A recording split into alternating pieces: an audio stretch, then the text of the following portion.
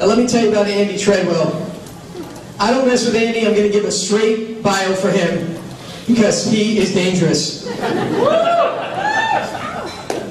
Plus, the laughs are written in his job. Andy Treadwell is the Director of Legislative and Executive Communication at Indian River State College in Fort Pierce. Raise your hand if that sounds like someone in the Witness Protection Program.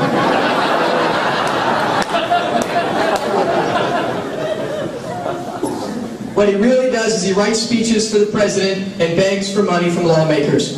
His words. He and his wife Katie have 2 children, a 3-year-old boy, Lachlan, and a 1-year-old girl, Harper.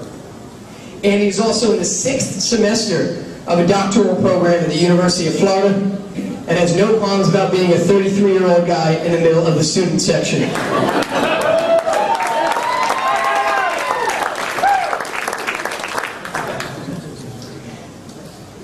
It was written here, finally, if Steve made it this far without remarking that David Levy's bio is starting to look good, Andy will consider this short bio a victory. Still to come, excerpts from David Levy's bio. Stay tuned, an annual tradition, unlike any other. But let's talk University of Florida and give it up for Andy Treadwell.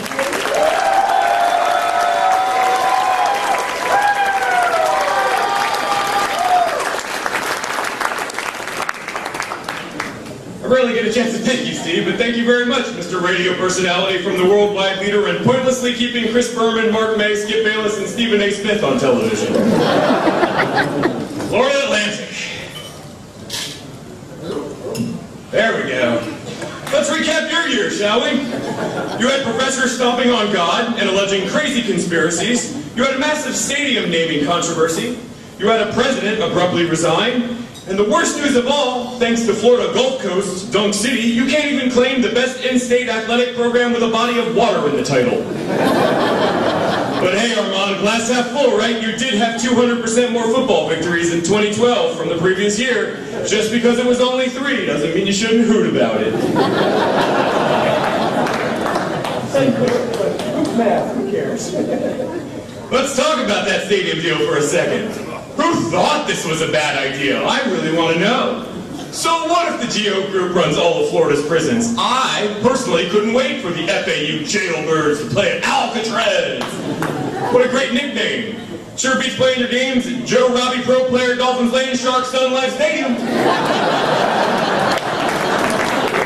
I never understood the FAU student protests, which eventually cost the university a $6 million deal. This once again proves the theory that FAU football can literally lose to anyone, this time its own student body. Speaking of FAU's nameless, usually crowdless stadium, I heard just last week that it's getting a bowl game. Alrighty, we've officially lost our goddamn minds when a 38th bowl game gets located in Boca Raton. I can't wait to see those players' swag bags, 2J's coupons, astronaut pens, generic hard candies, and canasta card decks.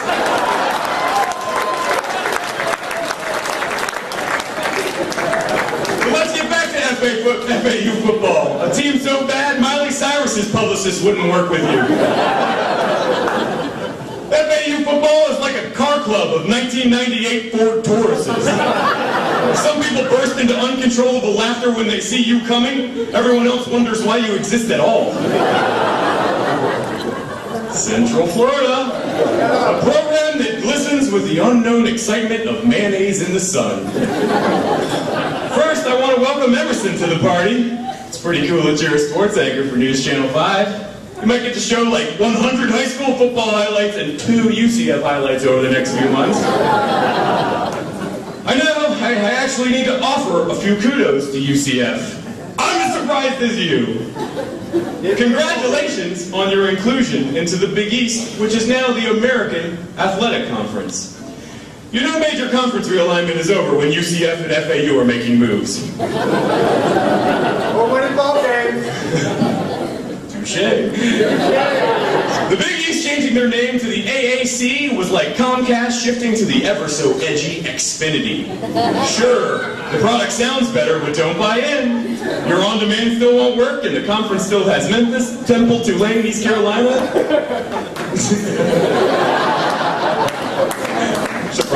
inappropriate. Congratulations also go to UCF for successfully appealing the NCAA on their postseason ban. I've heard people remark that this is their only significant victory all last year, but that's just being ignorant.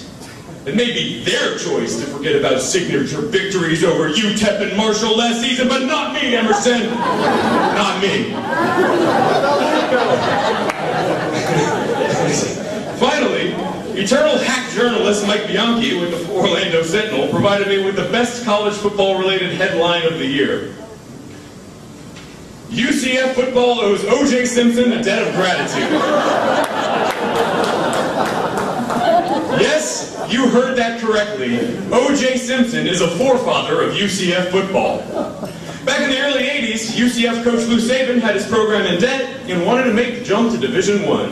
So he called his former Buffalo running back, and O.J. hopped right in his white Ford Bronco, came to Orlando, and raised $200 grand for UCF.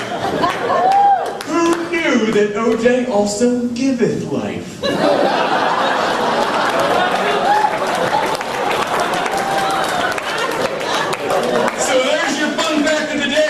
UCF actually survives because of the original Aaron Hernandez.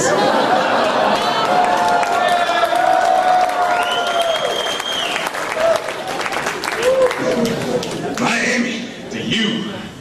First, please know that this portion of your program is brought to you by the clearance rack of your local TJ Maxx.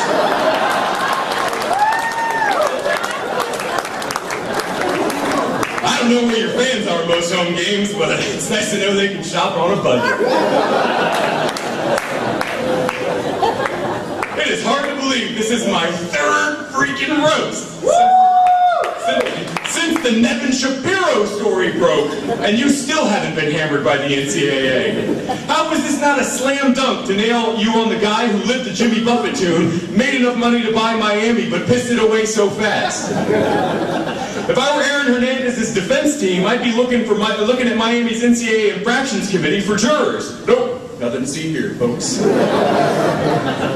Also, let's be clear, Miami. Skipping the Belk Bowl and Kraft Fight Hunger Bowl in back-to-back seasons isn't a tough enough punishment either. If I were running the NCAA and not the Keystone Cops, I wouldn't give you a bowl ban at all. I'd make you play in the Boca Raton Bowl for a decade.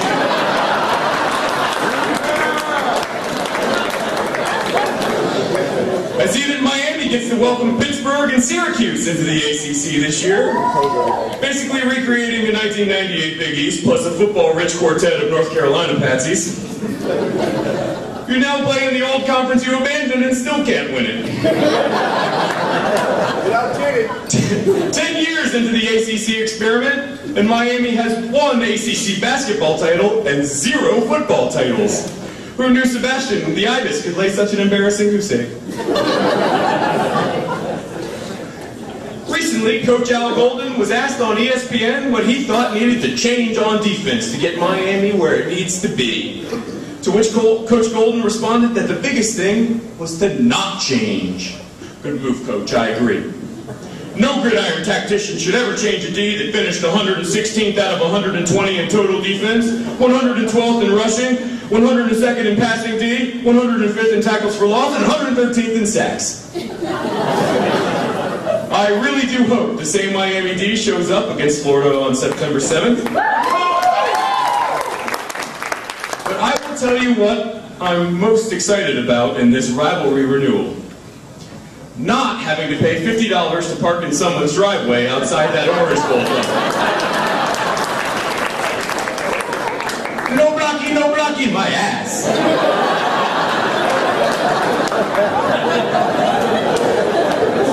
Finally, I'm putting you on notice, Miami fans. Every time one of you flashes your ridiculous U sign for the hearing impaired,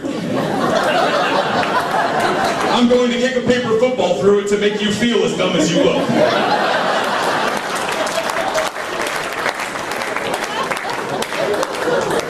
Now on to my favorite whipping post. Florida State University. Home to University of Florida's sloppy seconds.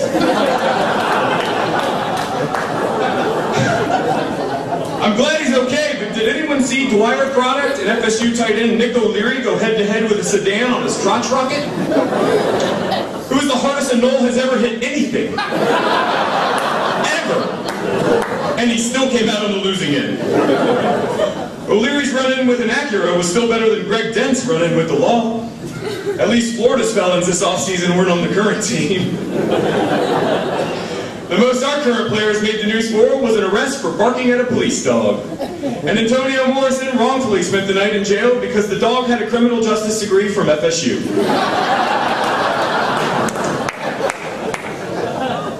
I also saw recently that E.J. Manuel, Buffalo's incomprehensible 16th pick of the NFL draft, publicly stated that the Bills' offense has been easier to learn than FSU's was. I don't know why that's a surprise, since no learning of any kind takes place on the campus of FSU. Speaking of the draft, Coach Jimbo Fisher has been whining about the SEC dominance and perceived, quote, better players. He's quick to remark that FSU had 11 players drafted in 2013, which was more than any of y'all. Hey Jimbo, you know what happens when you take 11 NFL-worthy starters up to NC State and lose? Nothing. This.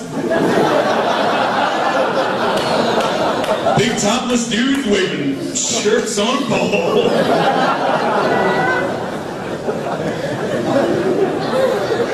Let's talk about Melanick Watson's ACC championship ring that had the SEC engraved on it. At least one member of the team can pretend to have won a meaningful championship. And I say that with absolute sincerity. No one, and I mean no one, wanted to see FSU play a conference championship game against a team that lost to Middle Tennessee State at home by 3 touchdowns. Let me put it into perspective. The cheapest tickets to the SEC and ACC championship games were both $4.50. Only the SEC didn't have a decimal point east of the 4. A date with Manti Te'o's girlfriend costs more than $4.50. Let me put it this way. For the price of 1 ticket to the 2013 Kiwanis roast, you could buy 11, I repeat 11, ACC championship game tickets. Even the Florida Marlins ticket office scoffs at you. Finally, I've got to cover this striking FSU honor student. We should offer this young lady a little sympathy. She was baffled by physics complexity in which specular reflection of light achieves a 180-degree rotation on the vertical axis. I'm just kidding. She was face painting drunk in a mirror. An object that even my 1-year-old comprehends. Let's give credit where credit is due, though. She nailed the U. Look at her blonde friend to the right. It's the 3rd quarter, and she knows that something's wrong, but she still can't identify what. And let's take away the letter stenciling for a second. Who advised this woman on the Lone Ranger mask plus unibrow look?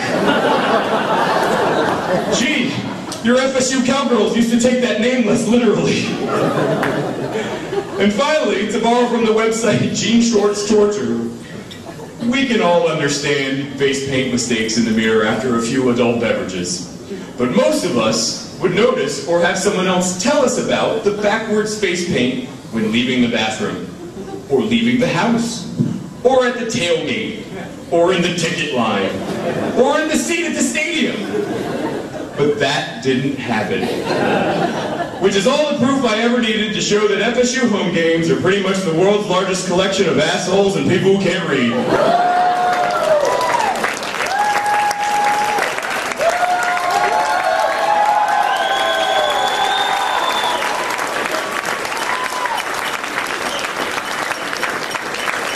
Great job, Andy. Andy Treadwell.